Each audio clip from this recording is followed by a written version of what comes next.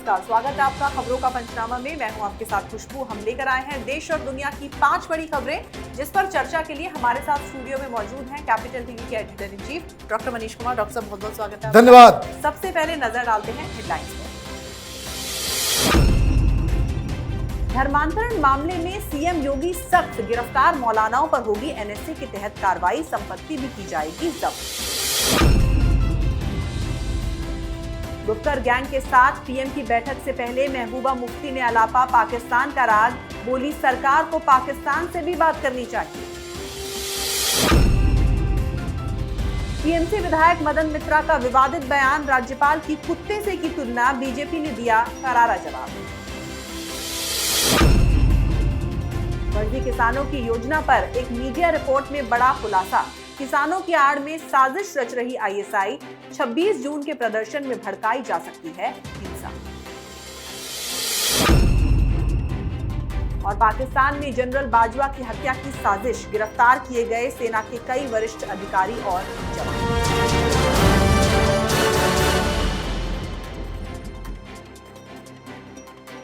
पहली खबर यूपी में धर्मांतरण के खेल पर। जी हां, यूपी में धर्मांतरण को लेकर हुए खुलासे के बाद सीएम योगी ने सख्त रुख अपना लिया है। सीएम योगी ने निर्देश दिया है कि एजेंसियां इस मामले की तह में जाएं, जो भी इसमें शामिल है उन पर कड़ा एक्शन लिया जाए, साथ ही दोषियों पर एनएसए लगाया जाए और गैंगस्टर एक्ट के तहत कार्रवाई की जाए।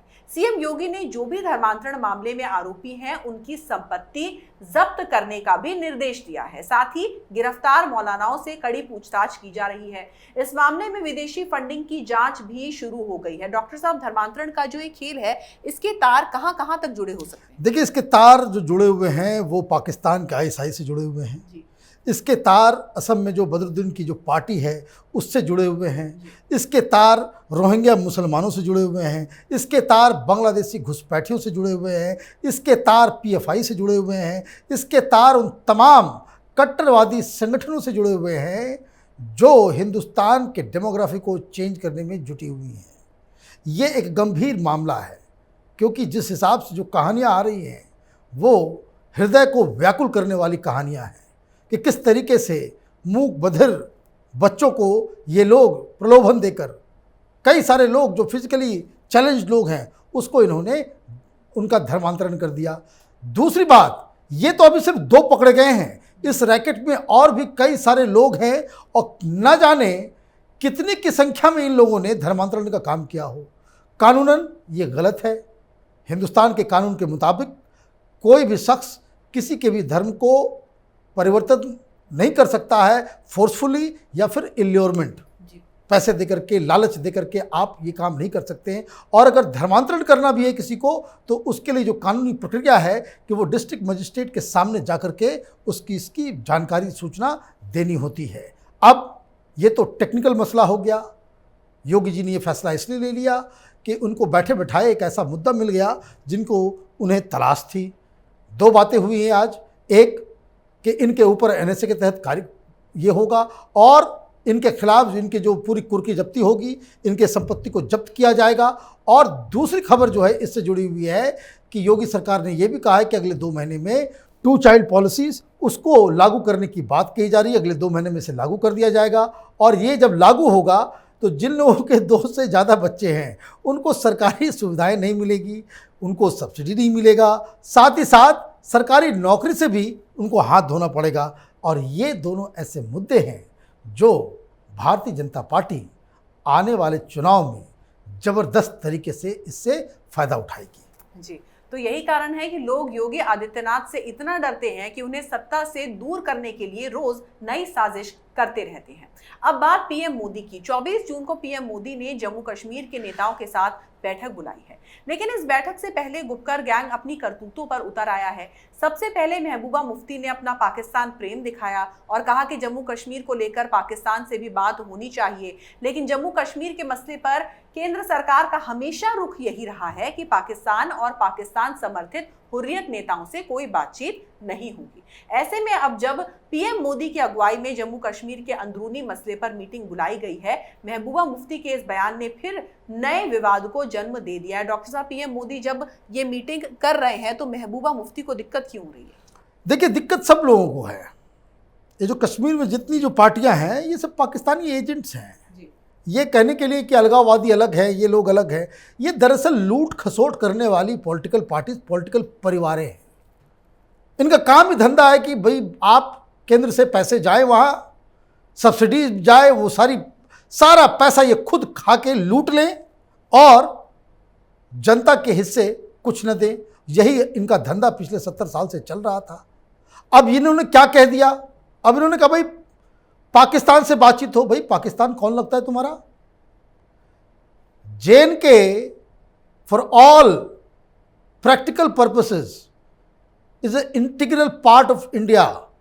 ये अब आर्टिकल 370, ये भी लोग कह रहे हैं कि भाई आर्टिकल 370 को फिर से जो है लागू करवाया जाए, 35A को फिर से लागू। ये इतिहास हो गया। मीटिंग किस लिए बुलाई जा रही है? मीटिंग इसलिए बुलाई जा रही है कि प्रधानमंत्री मोदी की सरकार ये फैसला कर रही है कि क्या जिस तरह से और भी सामान्य राज्य हैं देश के अंदर, उसी तरीके से जम्मू कश्मीर और लेह को अलग अलग फुल स्टेटहुड का दर्जा दे दिया जाए। मतलब ये आर्टिकल 370 खत्म, 35A खत्म। जिस हिसाब से बाकी राज्य हैं उस हिसाब से जम्मू कश्मीर और लेह भी रहेगा। अब इनको ये दिक्कत है, गुपकर लोगों से इसलिए बातचीत हो रही है कि उनको ये फैसला सुनाया जाएगा, लेकिन इसके पहले ही ये लोग जो है अपना कार्यक्रम चालू कर दिए कि भाई आर्टिकल 370 पे कोई सुलह नहीं होगी, कोई बिना उसको लागू किए हुए कोई बातचीत नहीं होगी। मत बात कीजिए, आपसे बात करने के लिए उतना कोई बेताब भी नहीं है। सरकार ने फैसला ले लिया है। और ये बात कह के महबूबा मुफ्ती ने फिर से एक बात साबित कर दिया कि जो लोग हम लोग कहते हैं कि ये सब पाकिस्तानी एजेंट हैं, दलाल हैं, वही दलाली जो है उन्होंने पहले कर दी। बात बहुत ही सिंपल है। आर्टिकल 370 अब वापस नहीं आने वाला।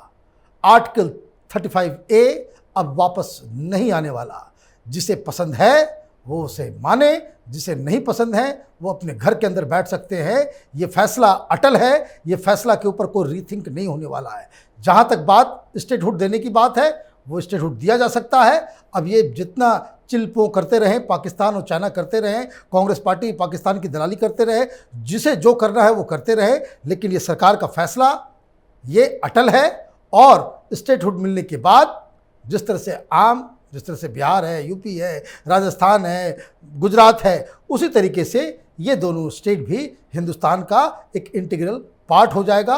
मामला यहीं पे ख़त्म हो जाएगा।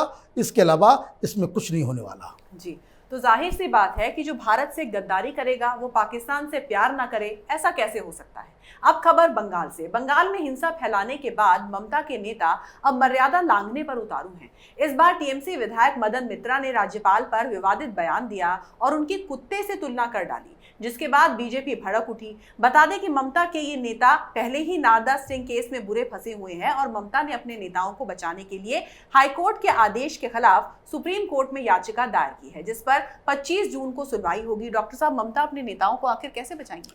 देखिए, ये तो गुंडों की पार्टी है। सड़क छाप किस्म के लोग इस पार्टी में सबसे ऊंचे स्तर पे पहुंचते हैं। जिसकी जितनी गंदी भाषा वो उतना उसको पार्टी के अंदर रसूख, जो जितना बड़ा क्रिमिनल, जो जितना बड़ा दंगाई, उसको उतना बड़ा ओहदा टीएमसी में मिलता है। ये तो साफ है। जिस हिसाब से चुनाव के नतीजों के बाद बंगाल के अंदर बलात्कार और हिंसा की घटना घटी है और उसके बाद ममता बनर्जी की चुप्पी, ये तो कह सकते हैं कि शर्मनाक, उसके लिए शब्द नहीं है कि जिस हिसाब से वहाँ पे हो रहा है। अब गुंडागर्दी का आलम देखिए, गवर्नर को ये कुत्ता कह रहे हैं। अब बंगाल की जनता तो कहती भाई भद्र लोग कहाँ हैं। ये तो कहती थी कि बंगाल के कल्चर जानो, बंगाली कल्चर तुम ही जानो। तो ये टीएमसी का कल्चर है, गाली गलौज करना। ये अपने घर में भी इसी तरह की भाषा का इस्तेमाल करते होंगे अपने परिवारजनों के लिए, जिस हिसाब से ये लोग इस तरह के कर रहे हैं। और गुंडागर्दी का आलम ये है कि आपने बताया कि सुप्रीम कोर्ट पहुंच गई है ममता बनर्जी की सरकार। जो बंगाल के जो वहाँ के सुप्रीम कोर्ट में जजेस हैं, बंगाली जजेस, अब पता नहीं, ये चीफ जस्टिस ऑफ इंडिया को इस बात को सोचना चाहिए और सोचना पड़ेगा। इन लोगों ने एक तो नारदा के केस में और दूसरा इस केस में जो बंगाली जजेस हैं सुप्रीम कोर्ट के, वो अपने आप को रिक्यूज कर रहे हैं, उस केस से हटा ले रहे हैं कि चूंकि मसला बंगाल का है, मैं नहीं उसको सुनूंगा, किसी और जज को ले आओ। ये क्या मतलब है? उनको बताना चाहिए कि भाई किस वजह से आप इस केस की सुनवाई नहीं कर रहे हैं। क्या ममता बनर्जी के डर से, खौफ से कि कल आपने कोई गलत फैसला ले लिया तो आपके घर के ऊपर ये लोग पत्थरबाजी करेंगे, घर में घुस के लूट मचाएंगे, रेप करेंगे, बलात्कार करेंगे? क्या ये वजह है जिस तरह से आम जनता के साथ वहां पे हो रहा है? चीफ जस्टिस, इसका मतलब तो ये हुआ कि फिर हाईकोर्ट को बंद कर देना चाहिए बंगाल के अंदर। अगर जजेस टीएमसी के मसले को, ममता सरकार के मसले को अगर सुप्रीम कोर्ट के जज नहीं सुन सकते तो हाईकोर्ट के जज किस तरह से सुन सकते हैं? बंद कर देना चाहिए सारा काम। इस देश में ममता बनर्जी ने बहुत गंदगी फैला दी है और एक भी दिन ममता बनर्जी की गंदगी को बर्दाश्त करना नहीं चाहिए। जी, तो पहले के जो 10 साल थे ममता के, वो तो गुंडागर्दी में निकल गए। अब लगता है कि जो ममता के अगले 5 साल हैं वो अपने नेताओं को बचाने में लग जाएंगे, चाहे वो मदन मित्रा हो या फिर नुसरत जहां हो। अब बात किसान आंदोलन की। पिछले 6 महीने से दिल्ली के बॉर्डर्स पर डेरा जमाए बैठे फर्जी किसानों ने अब नई योजना बनाई है। आंदोलनकारी फर्जी किसान 26 जून को देश भर में बड़े पैमाने पर प्रदर्शन करने वाले हैं, जिसकी आड़ में पाकिस्तानी खुफिया एजेंसी ISI भारत में अशांति फैलाने की साजिश रच रही है। एक चैनल की खुफिया रिपोर्ट में यह कहा गया है कि किसान आंदोलन में घुसपैठ की फिराक में लगे ISI ने इस बार नई साजिश रची है। वो प्रदर्शन के दौरान कानून व्यवस्था कायम रखने के लिए तैनात सुरक्षा बलों को भड़काकर गड़बड़ी फैलाने की फिराक में लगे हुए हैं। इससे पहले 26 जनवरी को ऐसी ही साजिश को अंजाम दिया गया था। डॉक्टर साहब, ये फर्जी किसान जो है वो क्यों दिल्ली को फिर से दहलाने की कोशिश कर रहे हैं? देखिए, ये तो खुफिया रिपोर्ट जो आई है ये तो नोन फैक्ट है, इसको खुफिया रिपोर्ट मत कहिए। जिस हिसाब से खालिस्तानियों को बाकायदा पैसे भेजे गए, ये तो ओपन सीक्रेट है, ये तो सब लोगों को मालूम है कि जो खालिस्तानी नाम से जो जितने संगठन चल रहे हैं सब they are on the payrolls of ISI। ये पाकिस्तानी दलाल हैं ये लोग, और पाकिस्तान के कहने के ऊपर उपद्रव मचाते हैं। ये कौन है खालिस्तानी? और ये लोग जो 26 जनवरी के दिन जो इन लोगों ने कुकर्म किया, जो पाप इन लोगों ने किया लाल किले के ऊपर, ये तो ISI का डिजाइन था।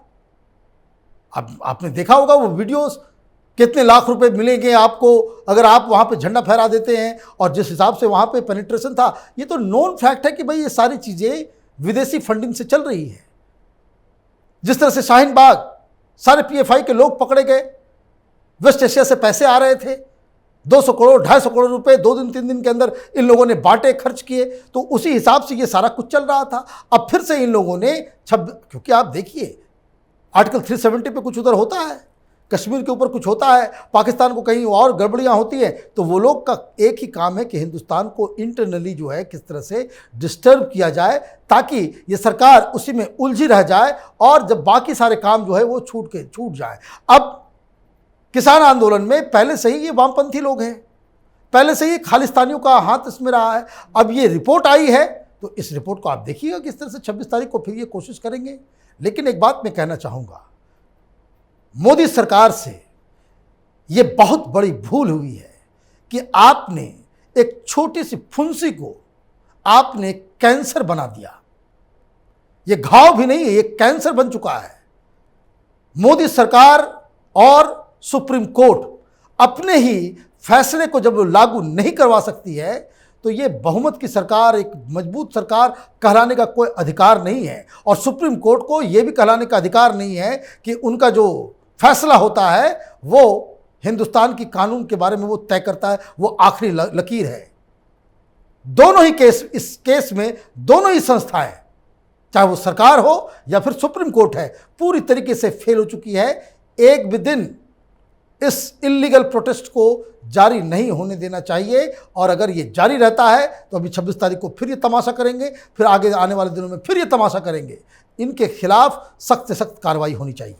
जी, तो केंद्र सरकार को ये पता होना चाहिए कि जब कैंसर अपने लेटर स्टेजेस पर पहुंच जाता है तो उससे लड़ना जो है वो नामुमकिन सा हो जाता है। आखिरी खबर पाकिस्तान पर। दुनिया भर के मुल्कों को आतंक से परेशान करने वाला पाकिस्तान इस बार खुद ही परेशान हो उठा है, क्योंकि इस बार पाकिस्तान की सेना प्रमुख कमर जावेद बाजवा को मारने की साजिश रची गई, लेकिन इसे समय रहते ही टाल दिया गया। इस साजिश का खुलासा होने के बाद से ही पाकिस्तान में हड़कंप मचा हुआ है, लेकिन साजिश रचने वाले अधिकारियों और जवानों को गिरफ्तार कर लिया गया है। माना जा रहा है कि अगर बाजवा की हत्या कर दी गई होती तो पाकिस्तान में हालात बिगड़ सकते थे। पाकिस्तान के कब्जे वाले कश्मीर के एक्टिविस्ट अमजद अयूब मिर्जा ने ये दावा किया है। डॉक्टर साहब, बाजवा के खिलाफ जिस तरह की साजिश रची गई उसे आप किस तरीके से देखते हैं? देखिए, पाकिस्तान एक बहुत ही डिस्टर्ब्ड स्टेट है। वहाँ कोई डेमोक्रेसी वगैरह है नहीं, वहाँ सिर्फ आर्मी का रूल चलता है। अब इमरान खान लगातार उनको एक्सटेंशन दे रहे हैं, तो उनके नीचे के तो लोग ये भी सोच रहे हैं कि कब हमारा नंबर आएगा, जब वो रिटायर हो जाएंगे तब उनका नंबर आएगा क्या?